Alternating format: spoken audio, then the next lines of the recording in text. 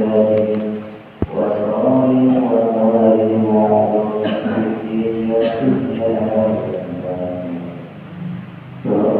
فأحياء وأحيائنا وأمهاتنا وأجدادنا وجداتنا وأخواتنا وأخواتنا وأخواتنا وجيراننا ومن صدقنا وأسلمنا ولجميع المسلمين والمسلمات والمؤمنين والمؤمنات لأن الله يتغشاهم بالرحمة والمغفرة ويسكنهم الجنة رحمة الله ورضوانه عليك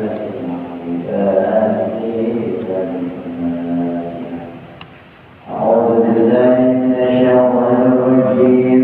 بسم الله الرحمن الرحيم. الحمد لله رب العالمين الرحمن الرحيم مالك يوم الدين إياك نعبد وإياك نستعين اهدنا الصراط المستقيم صراط الذين أنعمت عليهم غير المغضوب عليهم ولا الضالين.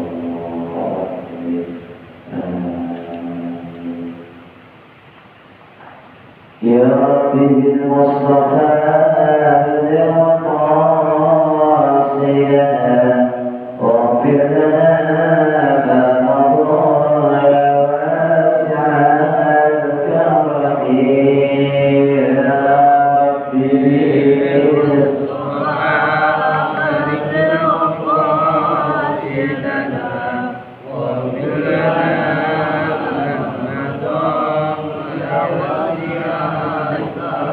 يا رب هيئ لنا من أمرنا رشدا واجعل مولاتك الحسنى لنا مددا. يا رب بالمصطفى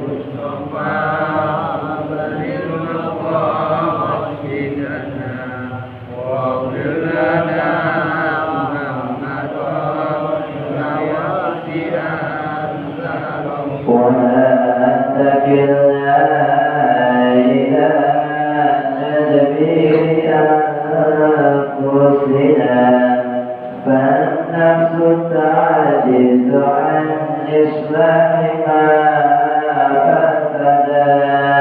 يا رب بالمصطفى بلغ مقاصدنا واغفر لنا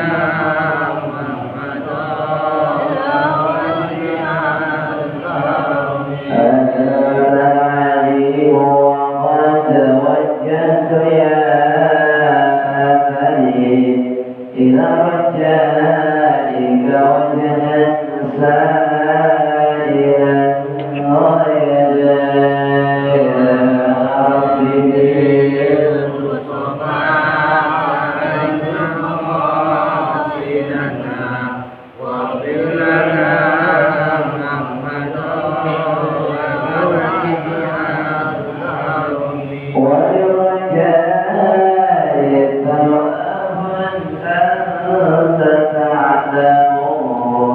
فاجعل ثوابت والستر أبدا. يا رب بالمصطفى بلغ مقاصدنا واغفر لنا ما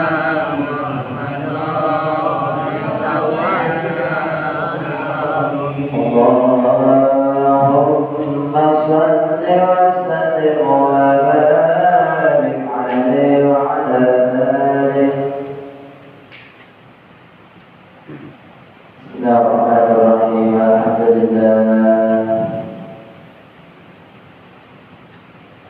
الحمد لله الذي فضل بني آدم بالعلم والعمل على جميع الأعمال.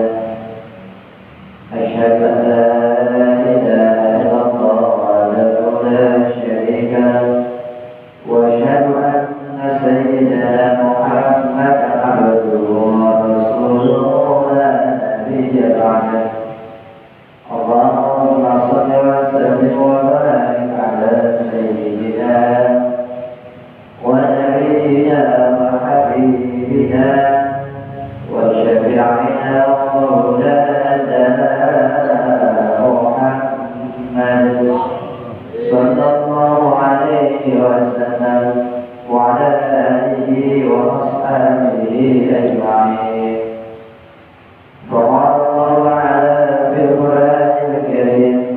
أعوذ بالله من الشيطان الرجيم.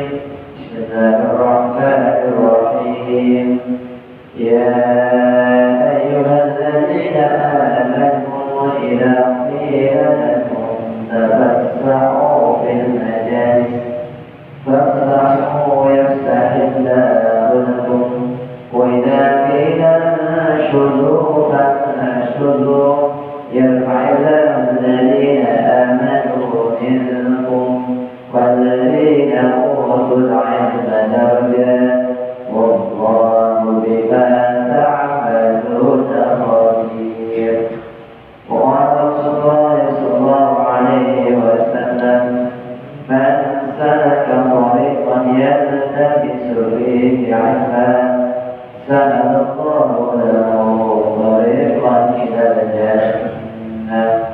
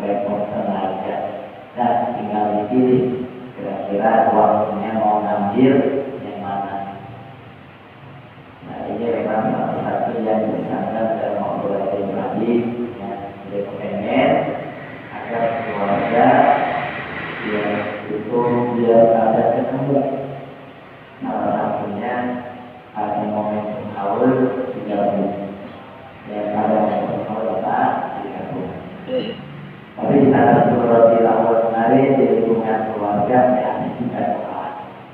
Ini kan untuk umumnya kalau umum karunia bersamaan dengan umumnya ada mau haji 2 hari, insya Allah akan 17 Desember. Para jamaah sekalian yang dirahmati Allah Subhanahu wa taala, kita lanjut pengajian kita sampai di hadis yang ke-18. Qala al-musannif rahimahullahu ta'ala wa nafa'na bihi wa bi 'ulumihi fid darin amin. Wa 'an Ibnu Umar radhiyallahu anhuma, dan dari Ibnu Umar, semoga ridhoi oleh Allah daripada keduanya. Qala berkata dia, kunna adalah kami jurusan saat itu sedang duduk ma'a Rasulullah sallallahu alaihi wasallam, bersama Rasulullah sallallahu alaihi wasallam. Irja'a rajulun, datanglah ketika itu seorang laki-laki minat Ansar, dari kaum Ansar. Fasallama alaihi, maka kemudian ia pun, si laki-laki Ansar ini, memberikan salam kepada Nabi kita, Nabi Muhammad sallallahu alaihi wasallam. Setelah mengucap salam, thumma adbara al-Ansari, kemudian langsung mundur, artinya langsung pergi. Ini laki-laki Ansar tadi. Jadi cuma datang, yang apa, mengucapkan salam, habis itu apa, pergi lagi. Faqala Rasulullah SAW, tiba-tiba di saat itu Rasul bertanya. Jadi sebelum mundur, sebelum pergi, ya udah mau pergi, Rasul nanya, ya akhal Ansar, wahai ya saudara dari golongan Ansar, kaifa akhi Sa'd bin Ubadah, bagaimana kabar saudaraku Sa'd bin Ubadah? Faqala, kemudian si laki-laki ini menjawab, ya, salihun, ya, salihun, dia dalam keadaan apa? Saleh, dalam keadaan yang ya baik, ya. Faqala, kemudian Rasul bertanya, faqala Rasulullah sallallahu alaihi wasallam, man ya'uduhu minkum, siapa orang yang menziarahi dari kamu? Artinya, siapa orang yang menziarahinya dari kamu, ya, bersama Nabi. Faqala, kemudian Rasul berdiri. Ya, Rasul apa? Ya, Rasul berdiri.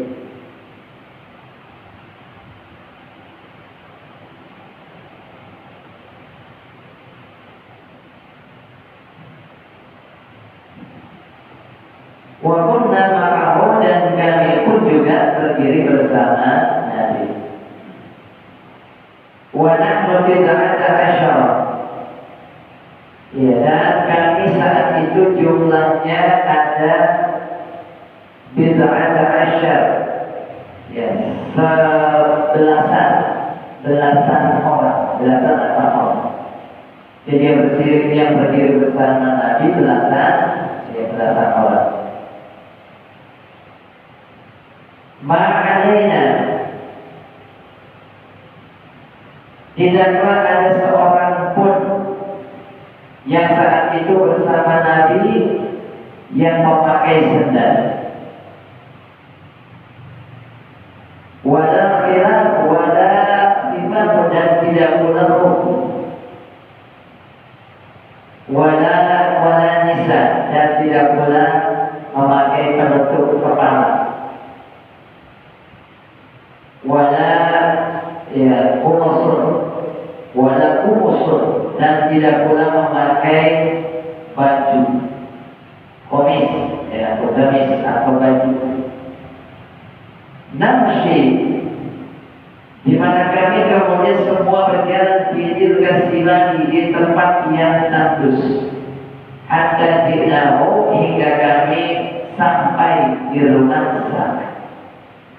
Jadi Nabi nanya tentang kabarnya Saka, karena Nabi mendengar bahwa saat ini sedang apa? Sedang sakit. Nah, orang yang ditanya oleh Nabi, si Sa'ad dalam kondisi yang baik-baik saja. Tapi tetap saja Nabi berangkat untuk datang menjenguk Sa'ad. Ketika sampai di kediaman Sa'ad, fastaqarqahu, maka mundur oleh kaumnya si Sa'ad min haulihi, dari yang mengelilinginya, hatta dana Rasulullah SAW, hingga mendekati oleh Rasulullah SAW wa ashabu, dan sahabat-sahabatnya alladzina ma'ahu, yang datang bersama Nabi kita Muhammad sallallahu alaihi wasallam. Hadis ya, riwayat Imam ya Muslim. Jadi para jemaah sekalian, ada beberapa pesan dalam hadis ini. Yang pertama ya. Yang pertama, ini ketika Nabi lagi duduk-duduk, kemudian nanyakan bersama, akhirnya kemudian Nabi memutuskan untuk apa? Untuk menjenguk Nabi. Disitulah kemudian para sahabat yang bersama Nabi ya tidak menggunakan sendal, enggak pakai boot. Ya, itu sepatu kulit, tapi bukan betul sepatu ya, lebih kayak kaos kaki. Tapi kaos kakinya tebal. Kaos kakinya apa? Betul. Dibilang kaos kaki bukan, dibilang sepatu juga bukan, gitu ya. Kalau di Saudi atau di Arab, kalau pengen nyari hukum bisa beli ya, buat kenangan boleh. Bedanya apa dengan sepatu? Ya, bedanya kalau hukum itu umumnya dipakai ketika musim dingin, supaya kaki apa? Akan ditutupi oleh kulit.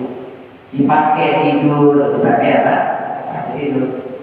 Maka nanti ada cara-cara ya tentang berwudu menggunakan hukum secara sendiri, beda. Nanti ada caranya itu. Bagaimana cara bersuci atau berwudu menggunakan apa? Menggunakan hukum. Ada babnya sendiri.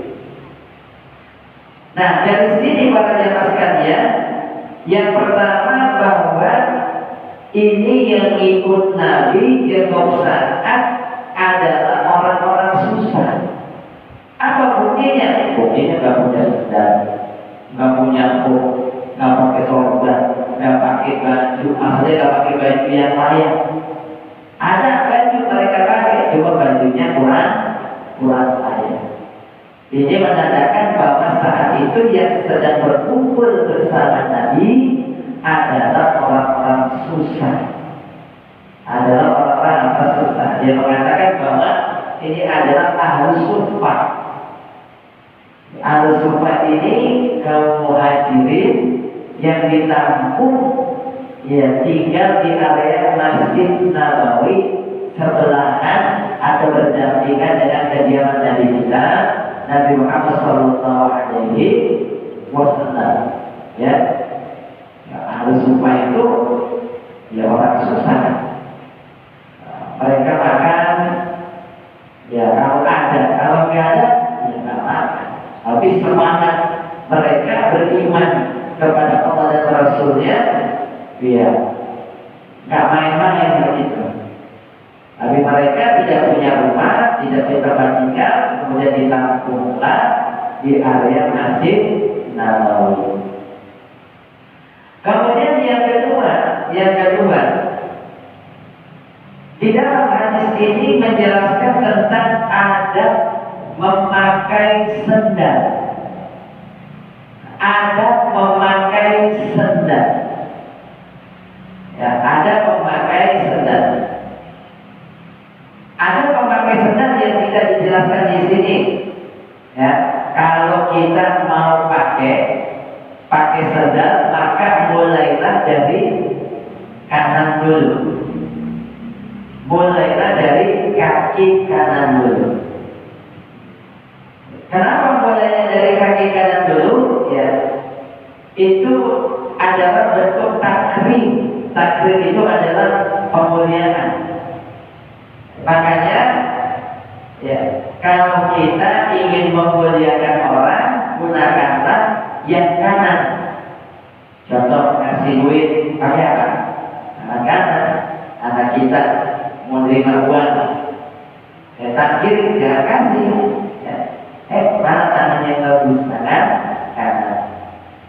Tangan apa? Tangan kanan. Kita mau salaman, tangan apa? Tangan kanan. Nulis, tangan kanan. Makan, tangan kanan. Kan begitu, ya. Nah, kebalikannya kalau giliran lepas sendal, lepaslah pakai kaki kiri. Kenapa? Tanzih. Anggota yang kiri itu bersifat tanzih. Tanzih artinya pembersihan. Anggota yang kiri bersifat tanzih, pembersihan. Babnya bersih-bersih. Ya, kita semua kalau buang hajat, ya, ceboknya pakai apa? Tangan kanan atau tangan kiri? Tangan kiri, ya, tangan kiri. Bab kebersihan adanya di kiri, adanya di kiri, ya. Begitu juga ketika kita kalau pengen masuk ke kamar mandi, kaki apa? Kaki kanan, kaki kiri. Ya. Kalau keluar dari kamar mandi, kaki kanan. Masuk kamar mandi, kaki kiri. Bersih-bersih, kiri.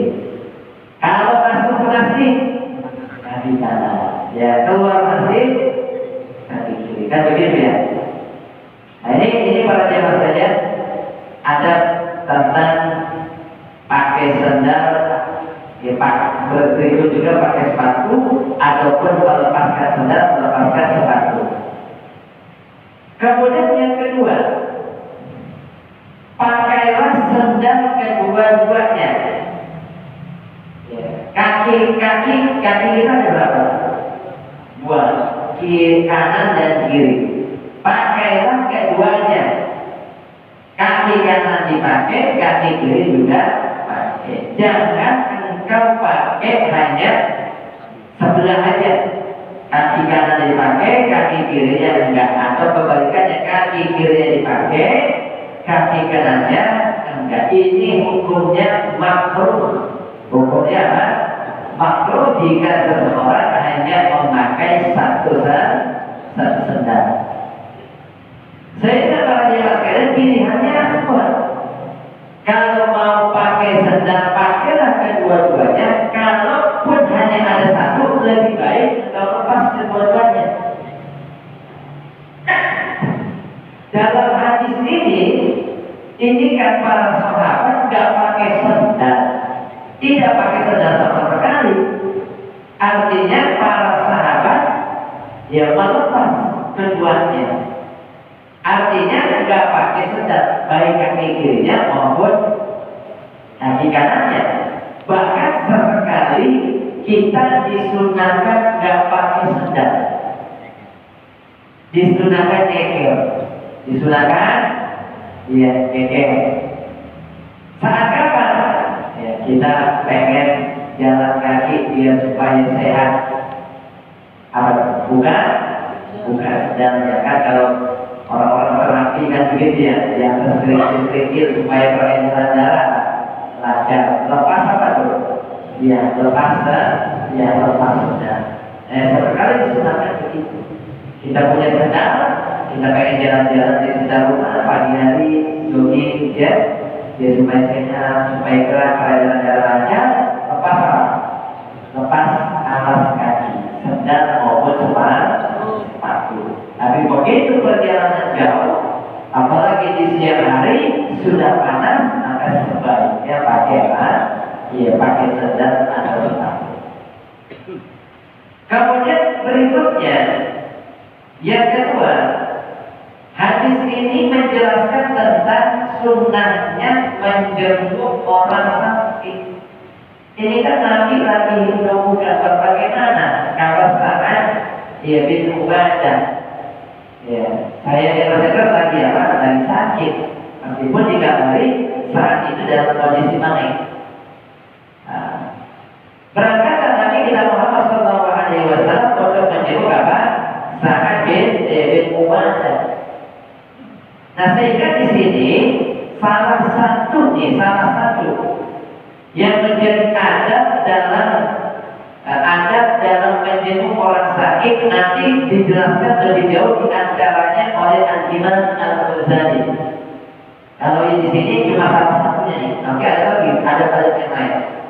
Salah satunya yang ada di dalam hadis ini sebagaimana dijelaskan oleh Al-Imam Al-Ghazali, adab menengok atau menjenguk orang sakit. Pertama, ya, tidak berlama-lama, ya, saat engkau menjenguk orang sakit, jangan berlama-lama supaya orang yang sakit agak usut. Memang kalau orang sakit butuh banyak apa? Istirahat. Kayak itu ya, mungkin berpati sampai malam juga. Jangan lama-lama. Nah, ini ketika Nabi datang, ada yang lagi nengokin dan yang mundur. Astagfirullah min hawli. Mundur gantian. Nabi yang jenguk bersama sahabat yang datang bersama Nabi.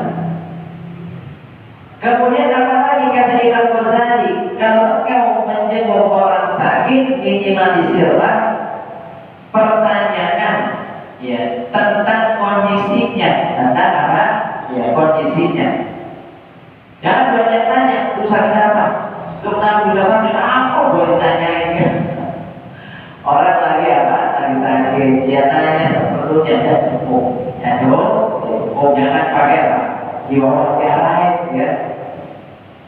Kemudian yang ketiga, saat engkau menjenguk, tampakkanlah belas kasihan. Belas apa? Kasihan, rasa tiba kita. Ya, kita, ya Pak, ya, karena saudara kita sedang sakit, munculkanlah rasa belas kasihan kita kepada saudara kita. Ya Allah, kenapa kamu sakit? Mudah-mudahan dapat sembuh, ya. Kemudian yang berikutnya, doain biar cepat sembuh. Ya, yang kebalikannya, itu sakit apa? Ya, buat dengar sakit jantung. Nah, ini mah kalau kalian rekaman ini nggak kemarin mati, yang begini nggak lama ini, paling 2 minggu mati dah. Dan jangan begitu, kan? Bukan doa yang sehat, malah apa? Ngasih kabar yang buruk, ya kan? Ini makanya jangan lama lagi, 2 minggu baik lama dah. Nah, jangan ya. Kemudian yang berikutnya, menjaga pandangan dari apa saja yang nggak patut dilihat. Karena yang namanya orang sakit, ya, orang sakit, kakinya luka umpamanya, jangan pakai diberesin, kenapa kaki borok, ya? Ya malu ya, malu ya. Jadi nggak perlu apa? Nggak perlu berlatan. Apa baik dilihat. Kemudian yang terakhir, kata Imam Ghazali, bila engkau disuguhkan makanan atau minuman, kalau bisa nggak usah dimakan.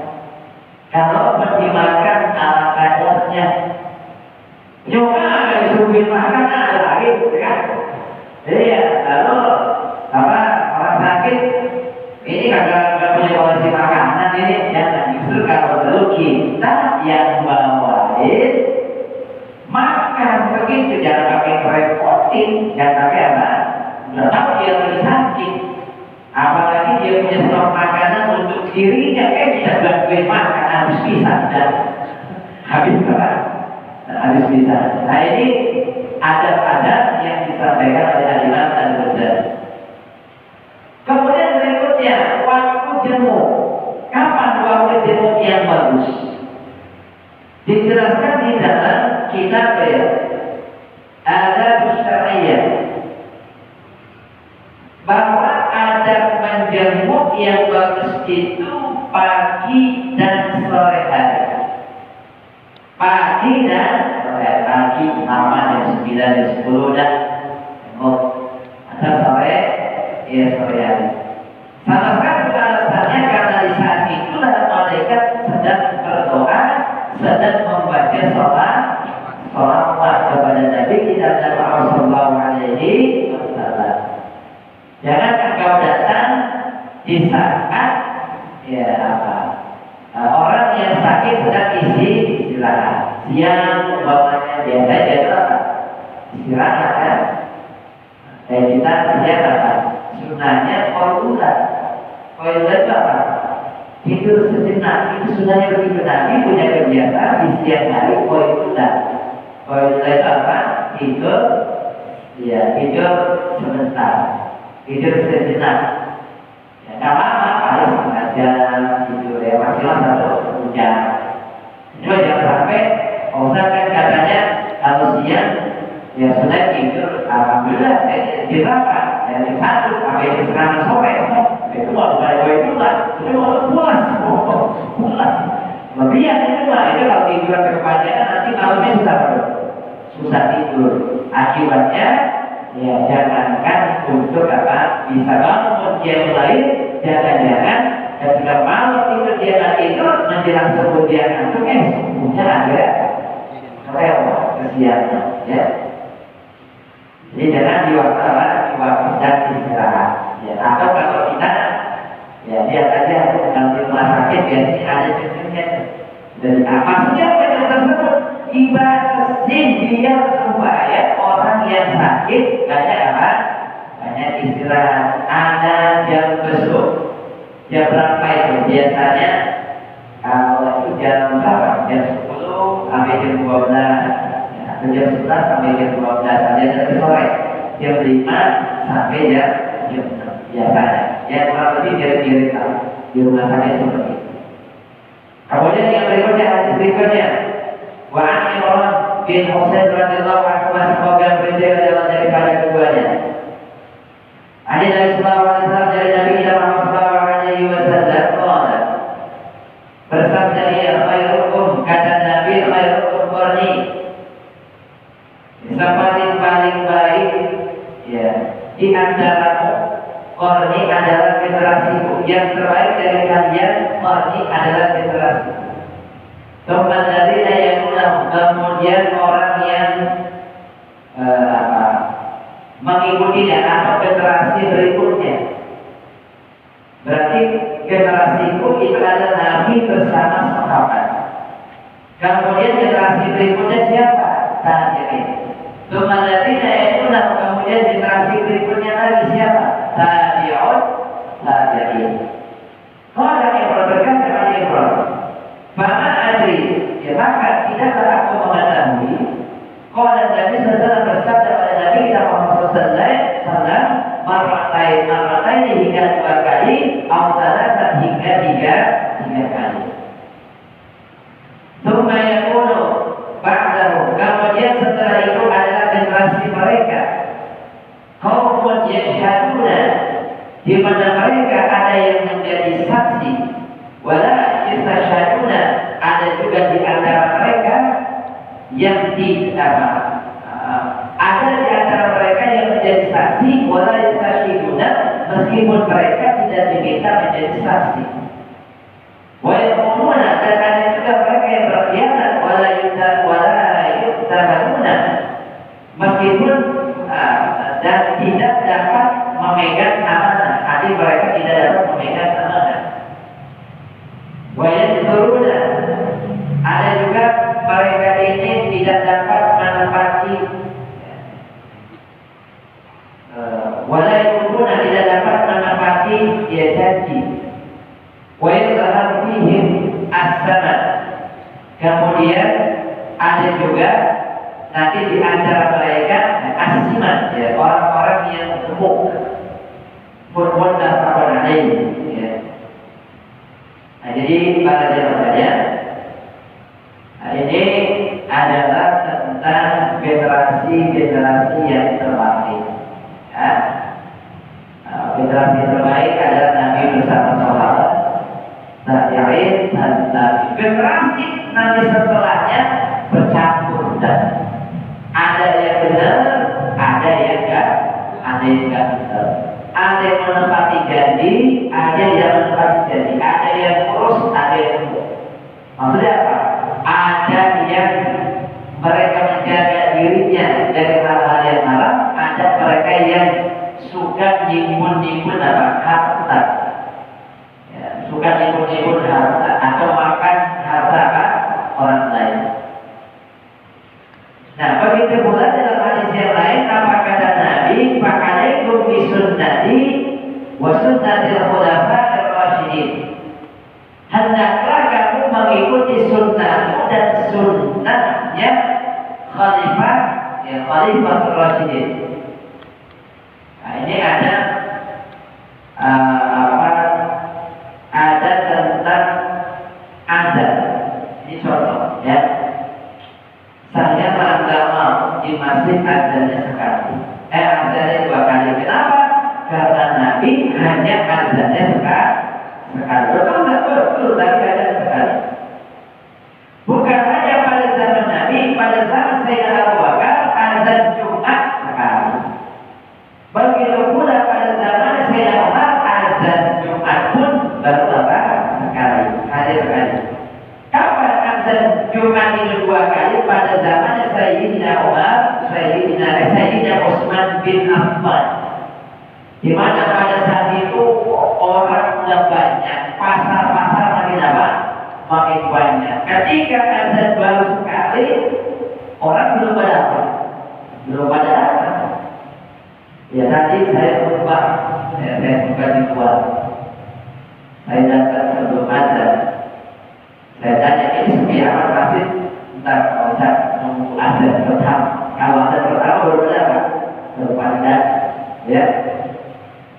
Nah, dulu pada zaman Nabi, kita pada zaman, ya, dahulu di antaranya pada zaman para sahabat, di antaranya pada zaman Sayyidina Utsman bin Affan, kan belum seperti sekarang.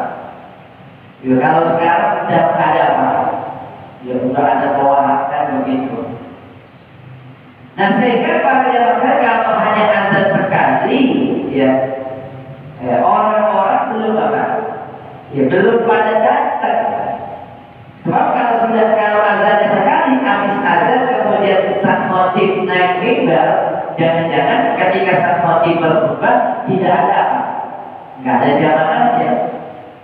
Inilah awal mulanya dimulai pada zamannya Sayyidina Utsman bin Affan. Bagaimana kita yang ikutilah Sayyidina Utsman bin Affan? Karena Nabi mengatakan alaikum bi sunnati wa sunnatil khulafa'ir rasyidin. Ikutilah sunnahku dan sunnahnya khalifatul rasyidin. Ya, di tanah suci Masjidil Haram, Masjid Nabawi berapa azannya? Kemudian salat tarawih, ya, berapa rakaat? 20 rakaat. Ya, 20 rakaat. Artinya para jamaah yang dirahmati Allah, ya. Dan inilah, ya, di mana hukum ini berkembang. Hukum ini apa? Berkembang. Pada zaman Nabi belum ada mushaf Al-Quran. Ada nggak mushaf Al-Quran? Belum ada. Begitu kemudian banyaknya para hufaz yang terbunuh, banyaknya hufaz yang wafat. Kalau tidak dibukukan, ya, kalau tidak dibukukan, ya, bagaimana nanti nasib Al-Quran? Dibukukanlah pada zamannya Sayyidina Utsman bin Affan. Makanya Rasulullah Rasul Utsmani ditulis di situ, ya, agar supaya jika nanti para hufaz ini wafat, ini Al-Quran sudah diselamatkan, sudah diselamatkan. Pada zaman kapan? pada zaman Sayyidina Utsman bin Affan. Repot juga kalau saja itu tidak ada musab, ya, tidak ada apa, tidak ada musab, kita mau baca Al-Quran jadi apa? Jadi mudah. Mau menghafal Al-Quran jadi mudah. Ya. Kemudian hadis yang berikutnya, wa an Imran bin Kemudian hadis yang berikutnya, wa an Abi Umamah radhiyallahu anhu qala Rasulullah sallallahu alaihi wasallam bersabda pada Rasulullah sallallahu alaihi wasallam, ya Adam, wahai anaknya Adam,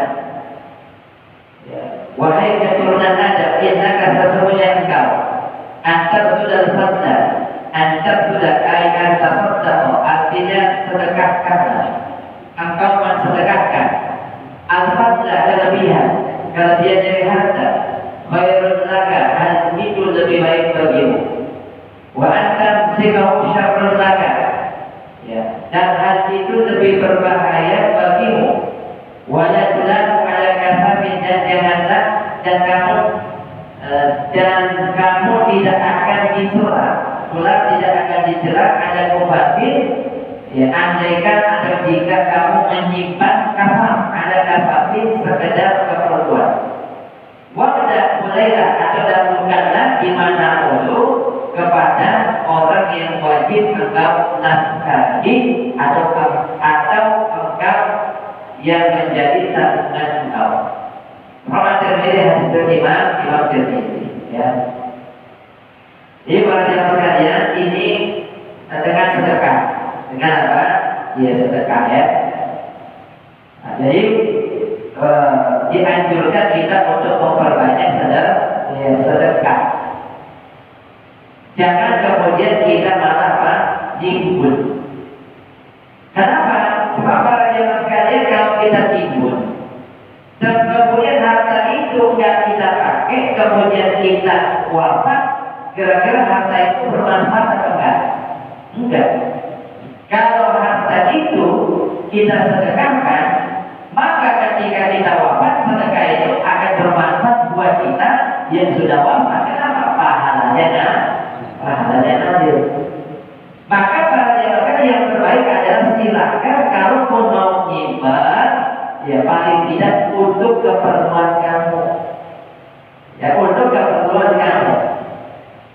Nah, keperluan ini yang menjadi patokan adalah mulailah dari orang yang menjadi tanggungan kamu atau orang yang engkau nafkahi. Siapa orang yang menjadi tanggungan kita nih? Satu, pertama istri. Dua, anak-anak. Kalau dulu pada zaman Nabi ada budak juga tanggungan. Kan budak milik majikan, milik tuannya. Yang kasih makan, tempat tidur, semuanya adalah majikan atau tuannya. Kemudian kalau kita punya orang yang kita pekerjakan di rumah, dia tinggal di rumah kita, pembantu umpamanya jaga bulan, maka dia pun menjadi tanggungan kita. Ya. Nah, sehingga ya berikan nafkah kepada mereka, berikan nafkah kepada sebelum engkau mensedekahkan, ya, maka tunaikan dulu yang wajib ini nafkahnya. Apa nafkah yang wajib itu? Satu, ya, yang wajib itu berkaitan dengan urusan perut. Apa tuh? Urusan makan, apa? Minum. Urusan dapur, perajin, ya, berasnya, kemudian lagi minyaknya, gulanya, garamnya, lauk-lauknya untuk keperluan makan, ya, penuhi. Kemudian yang kedua apa lagi? Urusan pendidikan anak. Pendidikan anak, ya, itu pendidikan anak juga nafkah. Kemudian apa lagi? Yang ketiga, tempat tinggal. Tempat tinggal. Jangan sampai kita punya keluarga, kita punya istri, nggak punya apa? Nggak punya tempat tinggal. Ya. Kemudian yang berikutnya termasuk juga pakaian. Jangan sampai nggak dikasih apa? Pakaian. Begitu juga persoalan yang berkaitan dengan contoh umpamanya sapu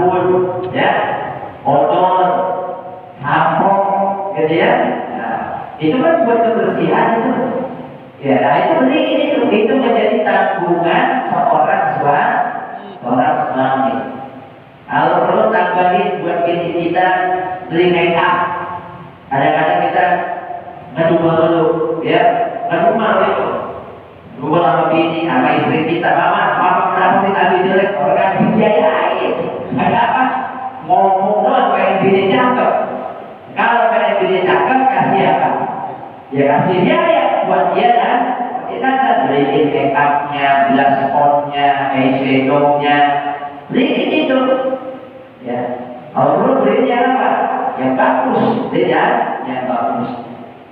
Nah, setelah para jamaah sekalian ini tertunaikan, masih ada lebihnya, itulah yang kita sedekahkan.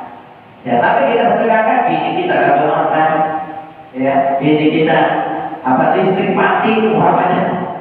Bang, ini listrik kenapa mati? Ya, mati mau sedekah apa? Semuanya apa mati begini? Iya, akhirnya kulkas mati, ya, kipas angin mati, press cooker mati, repot urusannya, repot urusan. Nah, para jemaah sekalian yang dirahmati Allah Subhanahu wa Ta'ala, ya, mudah-mudahan kita termasuk orang yang bisa ya bisa sedekah, terutama ini buat saudara-saudara kita yang ada di Palestina. Mereka tak perlu apa-apa, mereka hanya perlu doa dari kita.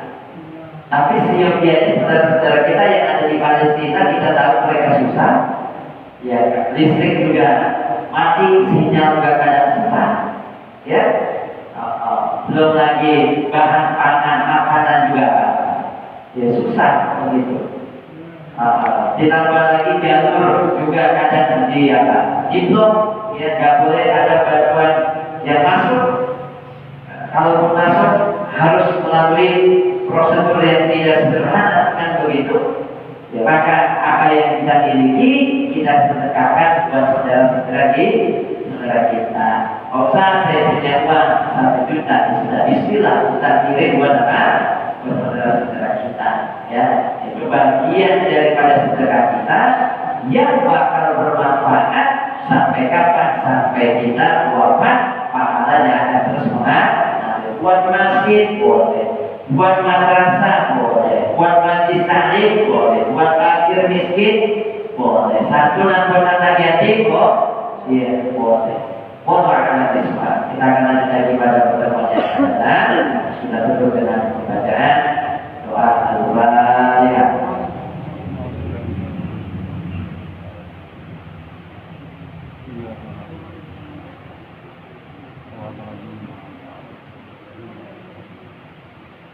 Astagfirullahaladzim li wa liwalidayya wa lil mu'minina wal mu'minat. Astagfirullahaladzim li wa liwalidayya wa lil mu'minina wal mu'minat. Astagfirullahaladzim li wa liwalidayya wa lil mu'minina wal mu'minat wal muslimina wal muslimat al-ahya'i minhum wal amwat.